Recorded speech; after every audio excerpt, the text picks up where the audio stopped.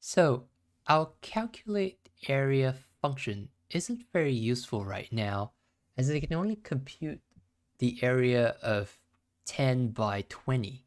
So let's take a look at how we can supply some sort of a custom input into our custom function by means of positional and keyword arguments.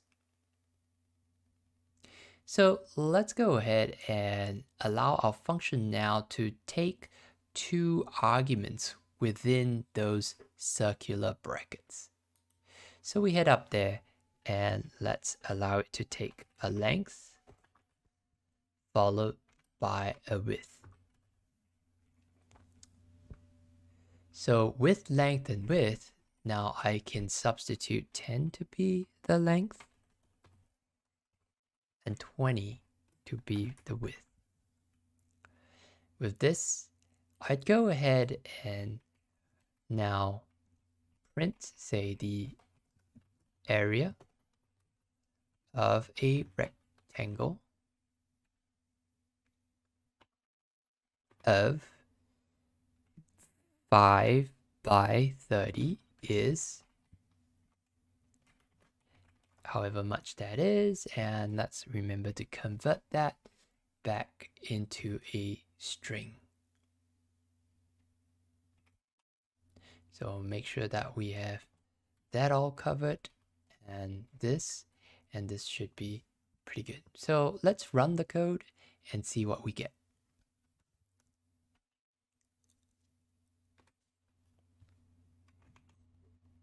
So I read the code and I got a traceback saying calc area missing two required positional arguments, length and width. So it does require two arguments in here that we did not supply. So let's go ahead and supply that in there, 5 and 30. And now we can run our code and it will run, and it says the area of a triangle, let me correct that, of a rectangle of 5 by 30 is 150. The calculate area function will evaluate from left to right in terms of its arguments. So this will result in the value of 5 being stored into length and the value of 30 being stored into width. This is sometimes known as positional arguments. Now we can be much more explicit by calling the functions this way. So I could say, I could specify as width equals to 30 and length equals to 5. Now for the purposes of this, we can specify it this way, and we can print length followed by print width, and we'll see what we get. So as you can see, by specifying the arguments explicitly this way, where length equals to 5 and width equals to 30, we are going to be able to reverse sort of the order of these arguments.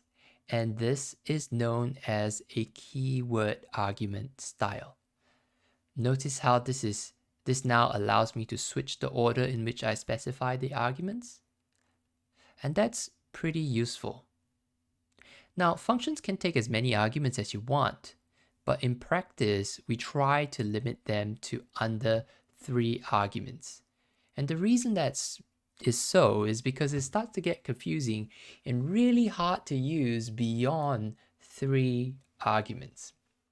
Now we have other sorts of coding data structures in place, which we will introduce to you, such as classes and object-oriented programming, which is meant to help you manage also the number of arguments you need to pass into a function.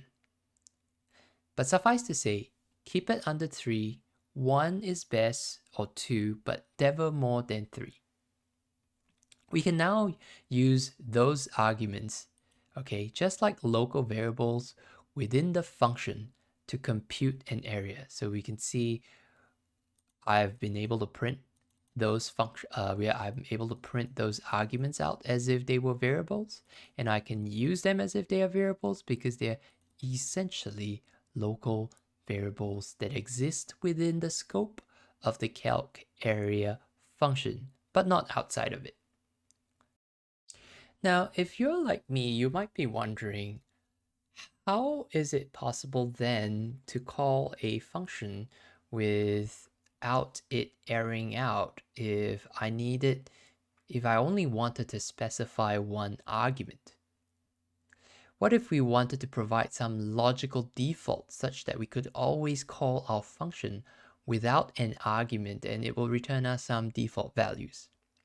So we can do that with default argument values. And we can do that using this. Add our argument within our function declaration, our function, we call it a function signature. We can always say length equals to some default. So say it's 1.0 and width equals to 1.0. Now remember, previously when we called our calc area function without any sort of arguments, it would throw us an error, it would trace back. So let's try this again and see what that does. Instead of tracing back, it goes ahead and populates the default value of 1.02 length and width and calculates it in return. Now this doesn't make as much sense in this example at all. So you should really think very carefully before specifying default values to function arguments. Just because you don't want your function to error out does not mean that you would specify default arguments. Instead, if it does error out, you want to think about whether it should error out. And if not, then you can go ahead and specify some reasonable default values. If not, don't just specify default values for the sake of it. So how about optional arguments? What if we wanted to make width optional or length optional? If we were to specify only one argument, we want our code to then just assume that it's calculating a square, and so it's redundant to try to specify both length and width being the same. Now we can do that by going ahead and using our optional arguments again, but now we will put length to be a required argument, and for width we will specify none as the default. So if width is not specified and only one argument is given, width will be assigned to none.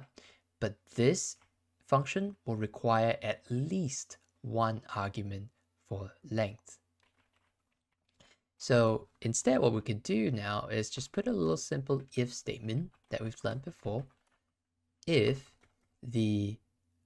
not width, which means if you don't have a width, then go ahead and multiply length by length, right?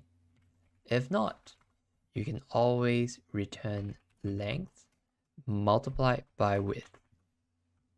And notice very subtly in this case, I even completely remove the area variable. So calculate area now. If I were to specify, say, 4 and remove this, the area is, let's check it out. We get a traceback.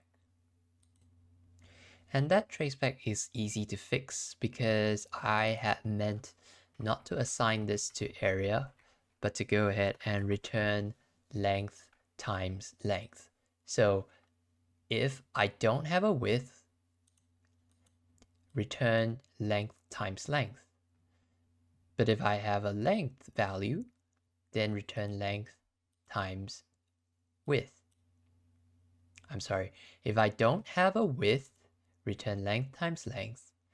If I have a width, then just return length times width. So let's run this right now and see the results.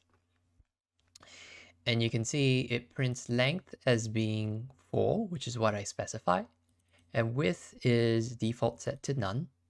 And so the area now becomes length times length, which is 16. 4 times 4 being 16. I can, again, copy this line and instead specify 4 times 5.